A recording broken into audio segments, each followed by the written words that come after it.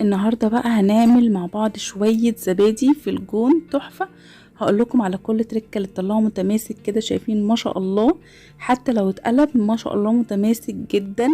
واحلى حاجه بقى في الفيديو بتاع النهارده ان الزبادي الكبار والصغيرين هيحبوه جدا، حتى الاطفال اللي ما بيحبوش ياكلوا الزبادي من النهارده هم اللي هيطلبوه منك بعد كده.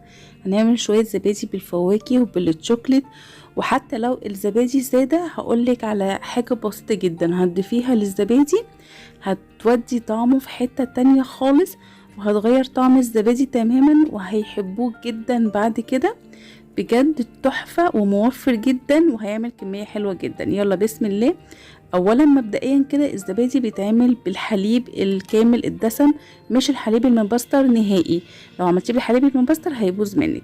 هنحطه على النار ولازم يغلي غليان كامل زي ما احنا هنشوف كده، وبعد كده هندخله التلاجة.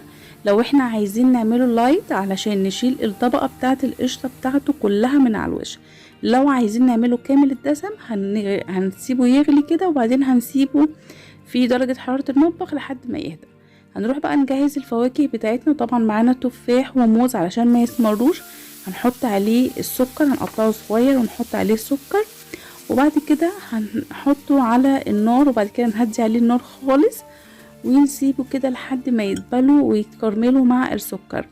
هنعمل الفواكه اللي احنا عايزينها كلها بالطريقة دي، وخاصة الفواكه اللي بتسمر زي الموز والتفاح لان فيهم نسبة حديد عالية جدا. ادي الموز برضو بنفس الطريقة، هنحط عليه السكر وبعدين هنكرمله كده على نار هادية لحد ما يتكرملوا. بالطريقة دي طبعا استحالة بقى يسودوا معاكي خالص في بولة الزبادي او في كوباية الزبادي اللي انت هتعمليها، هيفضلوا محافظين على نفس اللون. واخر حاجة هنضيف لهم ذرة فانيليا بسيطة جدا جدا. خلاص كده تمام. كده عملنا الموز اهو كده برضو الكراميل. هنعمل برضو المانجا بنفس الطريقة، هنحط عليها سكر وهننزل بيها على الطاسة نكرملها على نار هادية جدا عشان الحاجات دي ما تسمرش معانا. هنطلع بقى الزبادي من التلاجة، هنلاقيها عملت طبقة قشطة حلوة جدا. لو احنا زي ما قلت لكم عايزينه دسم، زبادي كامل الدسم، بعد ما هنغليه على النار هنسيبه لحد ما ياخد درجة حرارة المطبخ يبقى فاتر بس. طبعا هنا علشان ساقع هنشيل القشطة منه وهنروح نحطه على النار تاني علشان نوصل درجة حرارته زي ما احنا عايزين، درجة 45 او درجة دافية فترة. تمام، يعني نستحملها نحط ايدنا فيها كده. تمام جدا. هناخده بقى على الخلاط. ضروري جدا خطوة درجة حرارة اللبن دي ضروري جدا. وهنحط عليه بقى بكوين من الفانيليا الباودر، ما تحطوش فانيليا سايلة لان بتغير طعمه. وهنحط عليه معلقه كبيره من الزبادي. وضروري جدا هنا الزبادي يكون عندك بايت بقاله كذا يوم، ما يكونش فريش، يعني يكون متخمر كويس. معلقه الفانيليا دي بقى هتوديه في حته تانية خالص. وهنضرب ضرب حلو جدا لحد ما يعمل فوم كده من على الوش. هوريكم الفوم بتاعه. هنحط بقى البولات في الصينيه، وبعد كده نبدا نحط الفواكه بتاعتنا تحت. برضو الفواكه لازم تكون بدرجه حراره المطبخ ضروري جدا.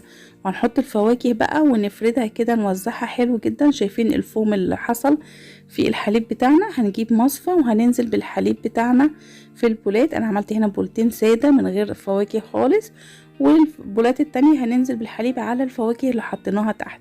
تمام.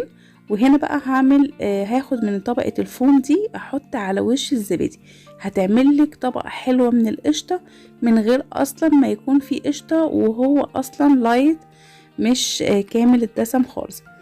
البولة دي بقى هنحط فيها معلقتين من صوص الفراولة اللي عملناه مع بعض على البيج. شايفين التحفة تحفة تحفة تحفة. هنفرده برضو حلو جدا نوزعه، ولازم نكون مطلعينه من التلاجة. لو حاطينه في تلاجة لازم نكون مطلعينه من قبلها واخد درجة حرارة المطبخ، دي خطوة مهمة جدا. وبعد كده نحط برضو شوية من الفوم على الوش كده ونغطيه بقى بفوطة. محطش مية في اللي تحت ولا اي حاجة. وبعدين ندخله بقى الفرن ونقفل عليه الفرن، وكل شوية ندي الفرن كده تسخينة بسيطة بحيث ان انت تبقي مستحملة درجة حرارة يعني تقدري تحطي ايدك على الصاج. تمام. من وقت للتاني تدفي الفرن بس كده خلاص. شايفين بقى التحفة؟ وشفتوا المية اللي طالعة على الوش، وادي طبقة القشطة اهي، يعني عامل قشطة من غير اصلا ما يكون هو دسم، وشايلين منه كل القشطة قبل ما نعمله. شايفين التحفة؟ تحفة ما شاء الله، متماسك جدا، طعمه حلو جدا، الفانيليا مديله طعم التحفة، وده السادة خالص. بصوا ما شاء الله تماسك فظيع. هنحطه زي ما قلت لكم في الفرن، هياخد له مش اقل من 12 ساعة، بس كل شوية ندي الفرن كده تسخينة بسيطة، مش تسخينة جامدة، ولا نحط مية ولا اي حوارات، لان ناخد بالنا ان المية احيانا بتبوظ الخميرة بتاعته والبكتيريا النافعة. ده حطيت عليه صوص شوكولاتة على الوش كده. بصوا الجمال بقى والتحفة، ولادكم هيعشقوا الزبادي من بعد النهارده. ممكن بقى لو حابه ان انت تعملي كله ساده ممكن تعمليه ساده، ولولادك في نفس الوقت لو حابين ياكلوا بالفواكه تكون بس الفواكه جاهزه عندك تحطيها على وش الزبادي. اصلا كمان هم مش هيحسوا خالص ان هو زبادي بالفواكه، لان الفواكه مسكره وطعمها تحفه ولونها حلو جدا ومظبوط. بصوا بقى الجمال، انا اكتر واحد عجبني بصراحه اللي بالفراولة واللي بالمانجا، روعة روعة روعة. شايفين التماسك؟ حاجة كده خطيرة بجد. بس خدوا بالكم من التريكات اللي قلتلكم عليها، درجة حرارة اللبن لازم تكون مظبوطة، ودرجة حرارة الفرن، من غير مية في الصينية تماما. وبس كده خلاص، وباي باي.